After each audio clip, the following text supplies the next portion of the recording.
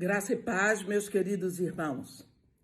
Eu gostaria de continuar hoje um assunto que nós começamos da última vez e que é para a nossa meditação, para o nosso crescimento, olhar um pouco o que está acontecendo em nossa volta. E eu gostaria de só lembrar para os irmãos o que está escrito no capítulo 3 de Gênesis, do versículo 23 até o versículo 22, até o versículo 24, onde está escrito assim: fez o Senhor Deus vestimentas de peles para Adão e sua mulher e os vestiu. Então disse o Senhor Deus: eis que o homem se tornou como um de nós, conhecedor do bem e do mal, assim que não estenda a mão e tome também da árvore da vida e coma e viva eternamente. O Senhor Deus, por isso, o lançou fora do jardim do Éden, e a fim de lavrar a terra de que fora tomado. E expulso o homem, colocou querubins ao oriente do jardim do Éden, e o refugir de uma espada que se revolvia para guardar o caminho da árvore da vida.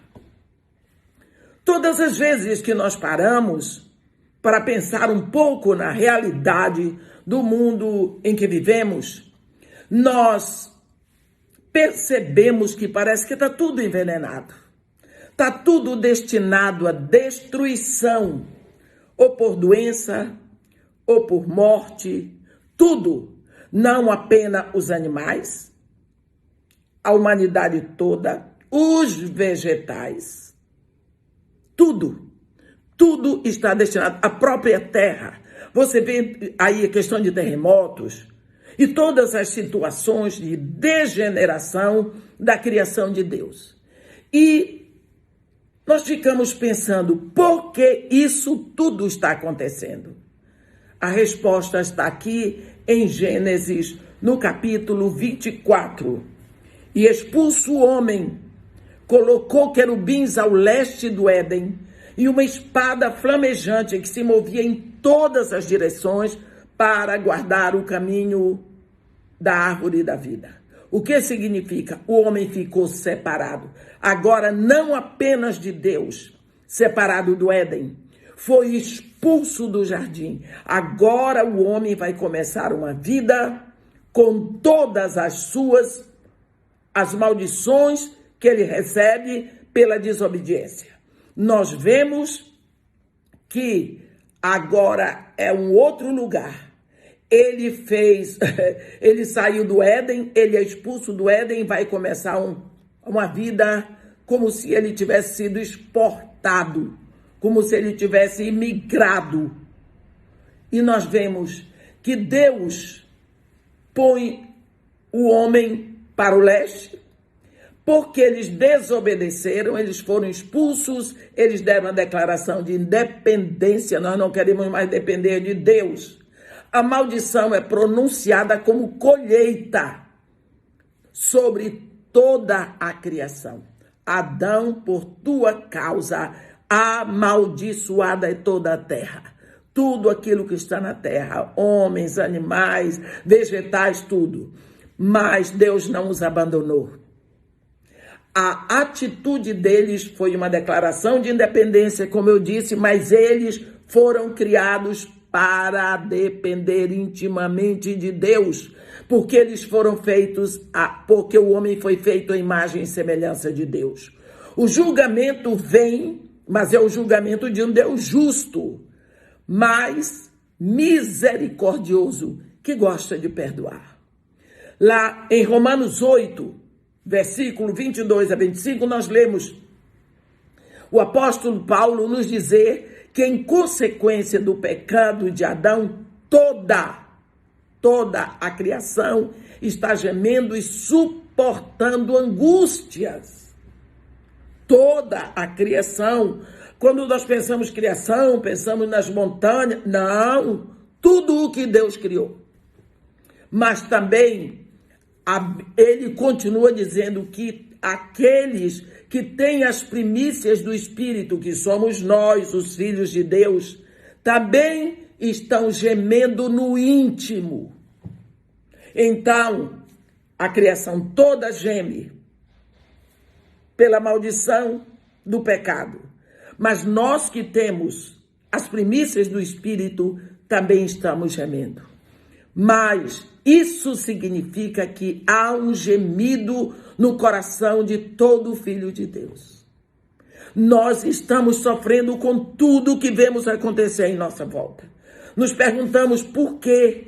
Quando que Jesus Cristo vem para arrebatar a sua igreja, como é que pode acontecer isso? Ficamos perplexos diante de tanta coisa. E quando nós vemos o que acontece ao nosso redor, tanta dor, apesar de termos a alegria do Espírito em nós, porque a primícia do Espírito já está em nós, mas nós sofremos, nós choramos, nós gememos. Por enquanto, nós vivemos essas emoções, a alegria da salvação e o gemido pela dor do que nós vemos. Agora, nós vamos ver, o apóstolo Paulo continua nos ensinando em Romanos 8, que há o gemido da criação, o gemido do coração dos filhos de Deus, mas há também o que é mais espantoso e maravilhoso, é o gemido do próprio coração de Deus. Creia, meu irmão, nesse universo caído e sob maldição decorrente do pecado, tem o Deus verdadeiro que geme em amor por nós. A Bíblia diz, no versículo 26, aqui de Romanos 8, também o Espírito nos assiste, semelhantemente o Espírito nos assiste na nossa fraqueza, porque nós não sabemos orar como convém, mas o próprio Espírito intercede por nós com gemidos inexpressíveis. Você vê o próprio Deus nos levando à presença de Deus, para que o Espírito de dentro de nós esteja gemendo pela nossa intercessão, pelo nosso pedido, pelo nosso clamor. Você fica imaginando o que isso significa? Debaixo do pecado, quando o homem é expulso, começa uma série de gemidos no planeta Terra. A natureza geme, os que têm a primícia do Espírito geme, mas Deus também geme. E eu vou dizer mais uma coisa, a maior expressão do gemido de Deus é a cruz. É o maior símbolo de uma realidade, a realidade do pecado. Se Deus não vem ali para no seu Filho levar a maldição que o pecado nos causou, nós continuaríamos sem esperança, porque é na esperança que nós somos salvos. Sendo o homem e a mulher expulsos do jardim, o sofrimento passa a ser inevitável. Imediatamente, esse sofrimento e essa maldição vem sob a forma de quebra de relacionamento. Primeiro, o homem está separado de Deus pelo pecado. Homem com Deus. Mas por causa disso, o homem acusa a sua mulher. Simplesmente diz para Deus, foi a mulher que tu me deste. Quer dizer, pensa como é que Eva se sentiu ali.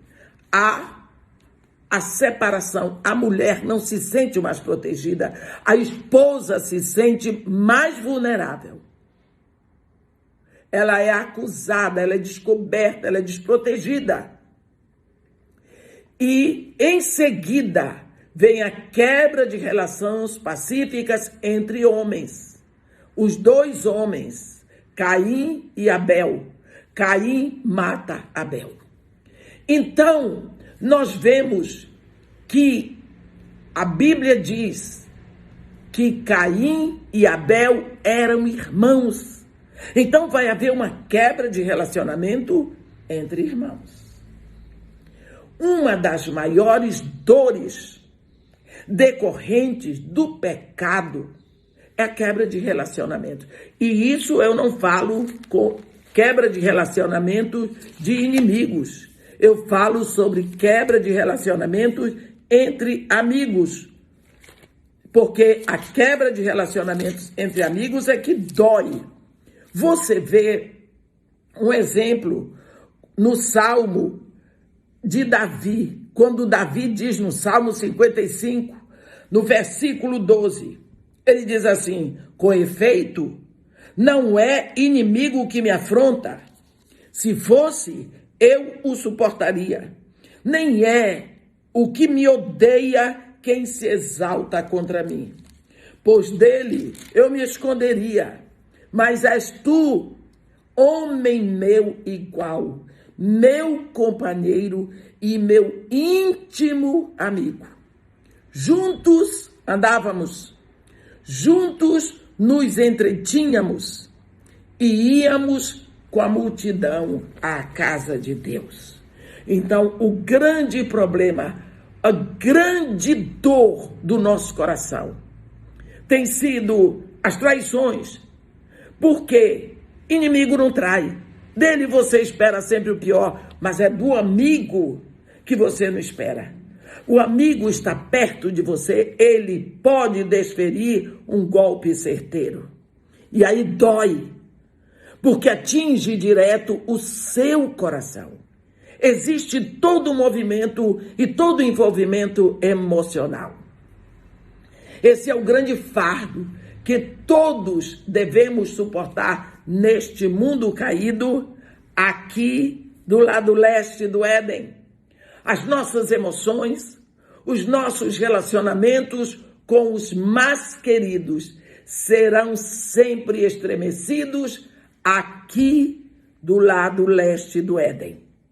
Para onde o homem foi jogado, para onde o homem foi expulso, com todas as maldições decorrentes da sua declaração de independência de Deus. É aqui, meu irmão, onde nós estamos.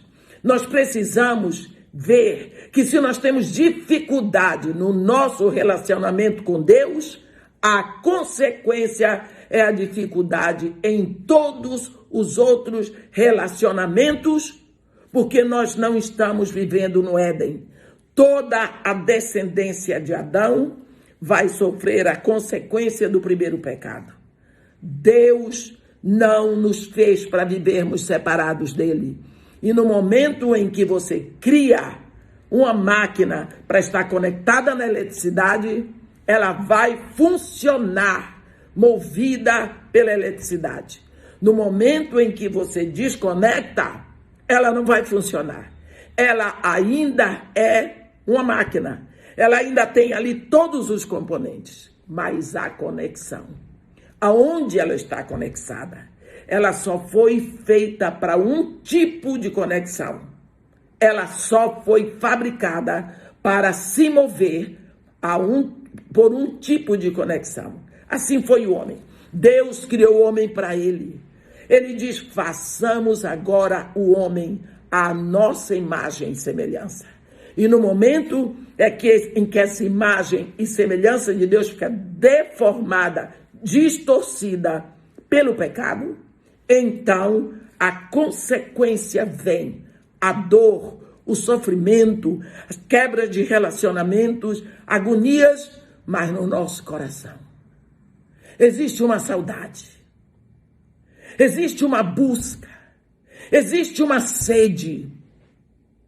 Deus plantou em nós uma sede por Ele, que nós não sabemos o que é, mas de vez em quando nos encontramos respirando fundo, buscando alguma coisa que não sabemos expressar.